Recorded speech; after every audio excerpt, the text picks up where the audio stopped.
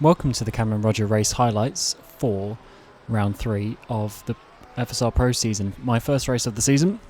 Terrible qualifying, down in 18th place, but it was a PB. But that just shows that I was a little bit off the pace, at least in qualifying. As we line up for the grid, obviously I'm a little bit rusty because I haven't had too many races this year so far, but the lights go out and we go underway. We've got a couple of cars in front of us who get a pretty decent launch, and it's a bit difficult to choose where to go, so we decide to stay to the right hand side. It seems like a bit of a gap opening up, so we follow our way for, unfortunately, a bit of concertina effect, and we get bumped from behind. And if we take a look at it, it's Vagapov for TX3 who loses his front wing on our rear wheels, and this does give us some pretty hefty suspension damage, as you'll see a little bit later. That allows Hamilton to come around our outside, and it's going to be a pretty tight battle into 3 and 4, but we give each other room, use a bit of push to pass each all the way around the outside of turn 5, and fair play, he holds onto it, but coming towards the braking zone, he doesn't really have anywhere to go, and we manage to hold on after us both sliding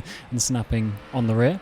That allows us to keep this place, but I didn't deploy enough push to pass, so I didn't have any regen coming in here, lost the brakes, and unfortunately Hamilton is going to cut a bit of a run up towards the hairpin side by side. We've already made up one place so far, so we want to try and get a second one as we give each other room, but unfortunately I think that's Frelick has a bit of a spin in front of us. That allows Hamilton to get a good run, but our top speed is very good around this track, so we use a push to pass to come back, try and use a bit of slipstream of the car ahead, but Hamilton does the same, and it looks like he is willing to use a few more percent than me, so he gets position in towards the hairpin on the next lap. A bit of a, I don't know what's happening up ahead, a bit of contact between the guys, and in the end, of course, we get hit behind on the same axle as well on that right hand side, so we are really not having a good time. Howard ahead pits, so we gain another position. I'll be up to P16 for us, and yeah, as you see, our steering damage is quite hefty, and the rear end of our car is all over the place, so this is going to be a struggle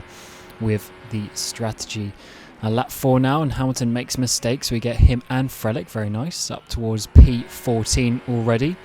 Then in towards turn number 1 and 2. Pascal has a bit of a mistake. He holds our teammate Oldermenger, and then Leonos unfortunately loses his front wing, so we're going to have to try and get past him, but it's a little bit awkward because he's still going fairly fast. He goes on the grass, and here I'm thinking, oh no, he's going to kill me, but unfortunately for Frelick, he is the one who gets involved in the end, so we got a little bit lucky there, and we are now up into, I think it's 13th place, and we have Paul August Lana, I believe it is, chasing us down in the background on lap 11, looking to quite a long stint here, jump forward 5 laps with just about staying on the back of the train, but the pretty much race leader at the time, Viktor Ivanov, is getting past us onto the back straight. He's already made a pit stop, and that's probably the sign that we should have swapped to a 3-stop strategy, but we stay out on the 2-stop, which turns out to be a little bit of a bad call because we get caught up with all these leaders. Here's Loic Mooney. At the time I didn't really know he was actually batting for the lead, so I fought it a little bit harder than I would have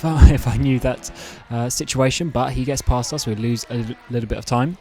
And in the background, unfortunately, comes his teammate as well, Wesley Buchhout. So that is really the top 3 in the race now. They've got past us. We're already a pit stop behind just on lap 17 of the race. And then a couple of laps later, we're going to get Patrick Servet coming down the inside as well. He's doing really good. I think he's like second in the championship. So yeah, nice race. But they continue to come. Ivan Leonov there dives it down the inside of turn number 1. We do give each other space, but he's just got so much more grip there on the outside line. And I am trying to keep the tyres just a little bit in check, but this is lap 20 and it's our pit lap anyway. So yeah, in the end, staying out probably was a bad call because we basically just lost loads of time battling with those leaders and slow on the old tyres. We are looking for a 2-stop strategy today. And there goes Paul August Lana, but unfortunately because of the repairs, we had a few seconds of repairs. I was trying to find the button to cancel it, and unfortunately we had a 3 seconds longer pit stop than it should have been, and that puts Paul August Lana right on our back tail, and there is Leonos after his pit for the front wing as well. So there's a bit of a battle that we've got.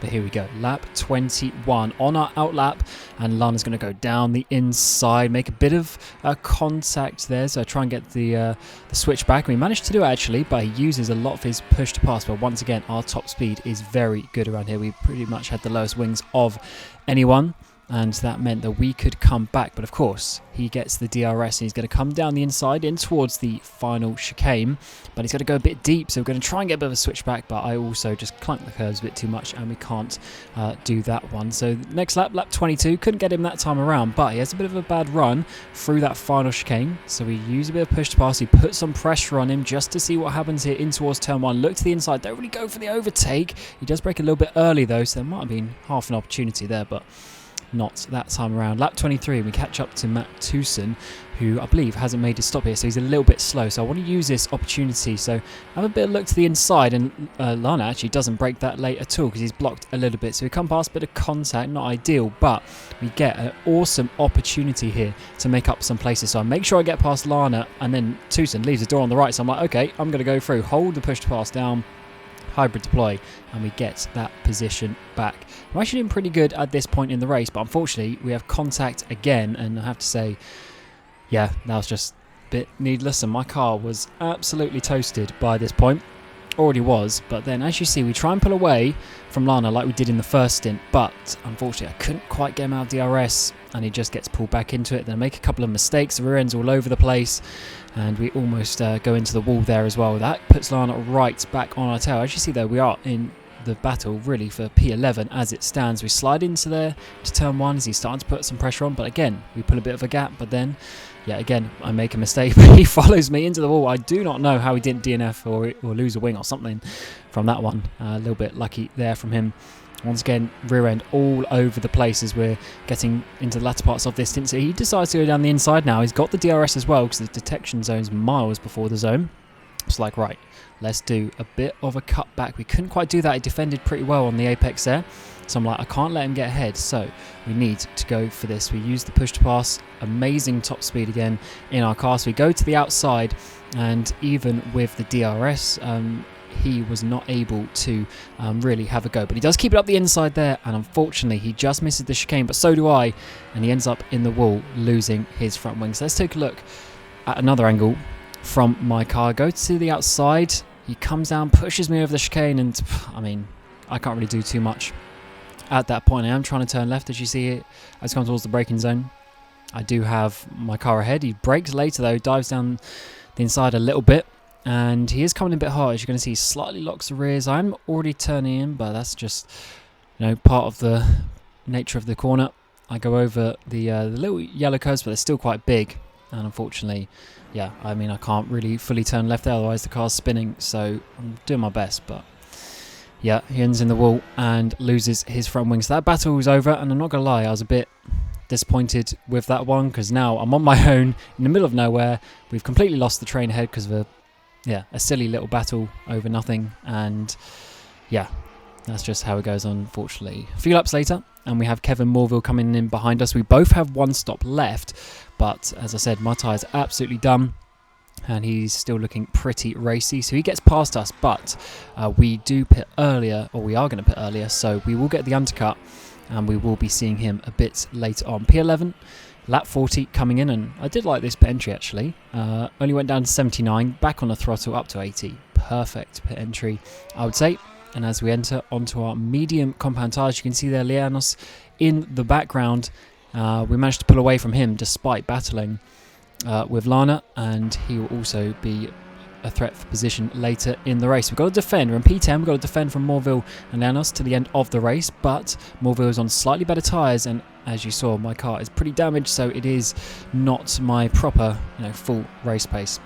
And also me and Kevin have some good respect, with good mates, so let's see if we can have a nice battle with him. I've got to hold on for about 10 laps, 11 including this one, to the end, so it's going to be very, very difficult, but let's see what we can do. He gets a good run out of this chicane, but once again, our top speed is awesome, and even with the push to pass, I'm able to hold on to this inside line. He's got the DRS. He doesn't dump all of his push to pass, so he doesn't get fully alongside really in terms of the front axle, so I managed to hold onto that one, but as ever, it's going to be lap by lap. This time round, he decides to try and get through a little bit earlier, and I don't quite see it coming, so he gets past, but you know what, I'm not too actually worried about this one, because we are going to get the DRS. Here's the detection line just by these white signs, so I know I've got the DRS, but also we can get track position. Let's go down his inside. Let's try and be aggressive on him to hold on to this, because ultimately we just need to slow him down so that he can't get past us. We get side by side on the exit, but as ever, our top speed is good, and my battery was pretty much full at this time, so I had loads of battery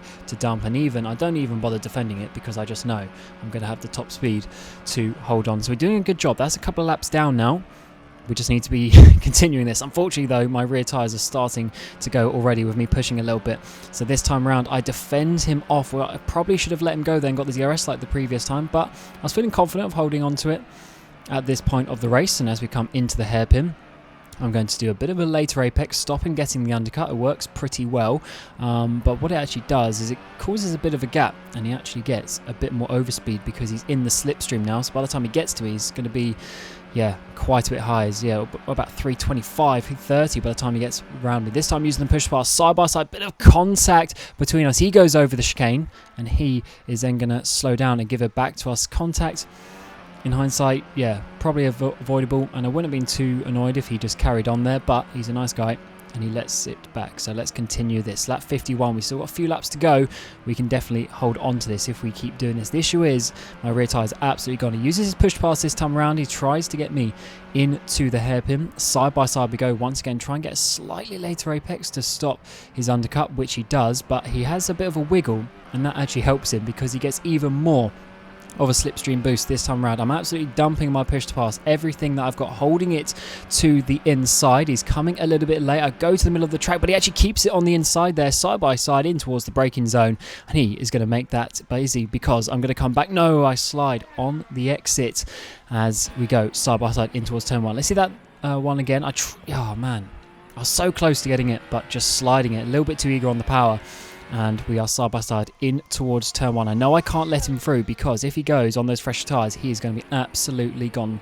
Round the outside he goes, which will of course be the inside for turn two. I try and get a bit of a cut back, but just not enough room. He defends it well, and that is that position gone. And then we come back to our old friend Paul Auguslana, who is lap down. So this is blue flag conditions coming in towards turn one, but maybe a little bit annoyed of our thing earlier, just holding me up on purpose, I would expect, and that just kills the battle once and for all with Kevin, although to be honest I wasn't going to get him back anyway, he was way too fast.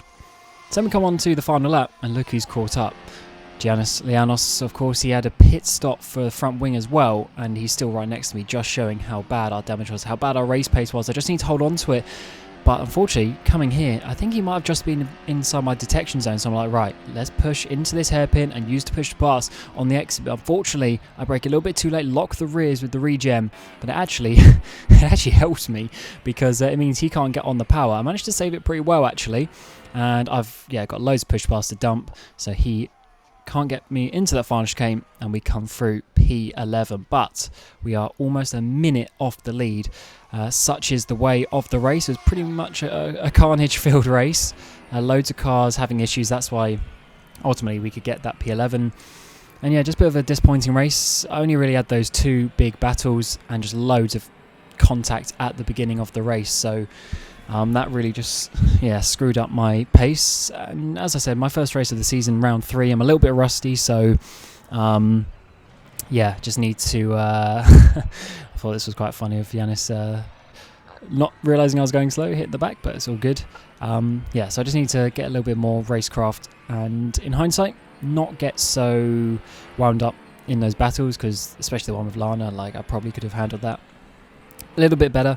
But the accidents happened. I think the result was what they should have been. I mean, he definitely could have done a little bit better in that chicane, and of course with Kevin, similar one, and we didn't crash, so that was that was nice battle there. But we do need to do better because P11 isn't where we should be, but we'll be back in a few weeks to try and get at least well inside the top 10 at Silverstone.